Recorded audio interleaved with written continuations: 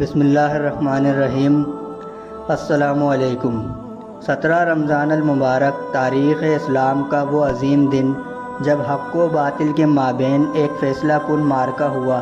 ایک جانب نبی علیہ السلام اور ان کے 313 جانثار صحابہ بظاہر انتہائی کم تعداد اور بے سر و سامانی میں ملبوس تھے، جن کے پاس سواری کے لیے جانور اور لڑنے کے لیے تلواریں بھی پوری نہ تھیں، مگر ان کا جذبہ و ولولہ قابل دید تھا۔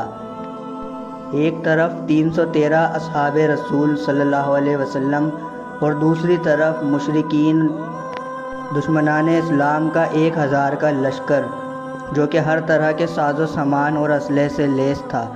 بڑے بڑے سرداران قریش ابو جہل کی سربراہی میں اسلام اور مسلمانوں کی بیخ کنی کے لیے بےتاب تھے اور غرور و تکبر کی ردا اوڑھے مسلمانوں کو للکارتے ہوئے بڑھتے چلے جا رہے تھے۔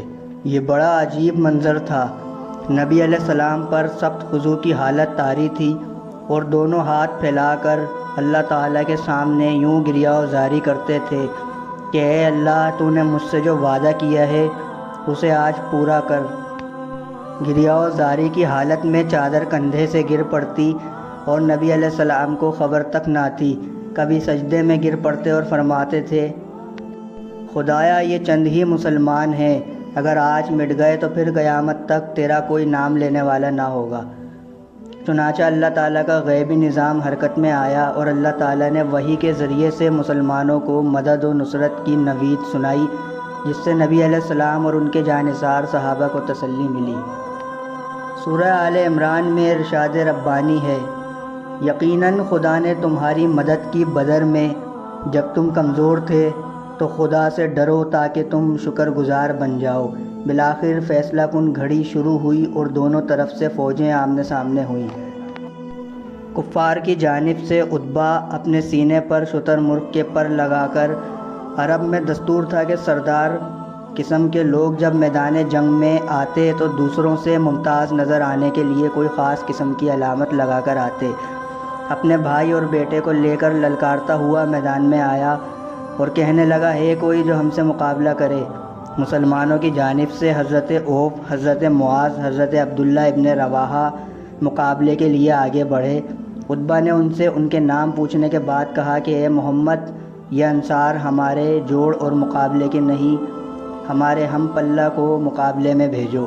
نبی علیہ السلام کے ارشاد پر حضرت حمزہ، حضرت علی اور حضرت عبیدہ رضی اللہ عنہ میدان میں آئے تو عتبہ نے کہا، ہاں یہ ہمارے جوڑ کے ہیں۔ چنانچہ عتبہ حضرت حمزہ سے اور ولید شیر خدا حضرت علی سے مقابل ہوا اور تھوڑی ہی دیر میں عتبہ اور ولید خاک و خون میں تڑپنے لگے۔ عتبہ کے بھائی شیبہ نے حضرت عبیدہ رضی اللہ عنہ کے کندھے پر حملہ کیا، جس سے وہ زخمی ہو گئے۔ حیدر کرار رضی اللہ عنہ نے آگے بڑھ کر اس کا قصہ تمام کر دیا۔ الغرض ان 313 جانثاروں نے اللہ تعالیٰ کی مدد و نصرت کے ساتھ کفار کے 1000 کے لشکر کو شکست فاش سے دوچار کیا۔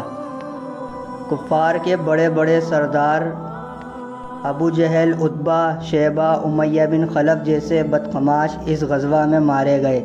اللہ تعالیٰ نے کفار و مشرکین کے غرور و تکبر کو خاک میں ملا دیا۔ اس غزوہ میں کفار کے 70 آدمی قتل اور اتنے ہی گرفتار ہوئے، جبکہ اس کے بالمقابل مسلمانوں میں سے 6 مہاجرین اور 8 انصار، کل 14 مسلمانوں نے جام شہادت نوش فرمایا۔ انشاءاللہ پھر حاضر ہوں گے ایک اور معلوماتی ویڈیو کے ساتھ۔ اللہ حافظ۔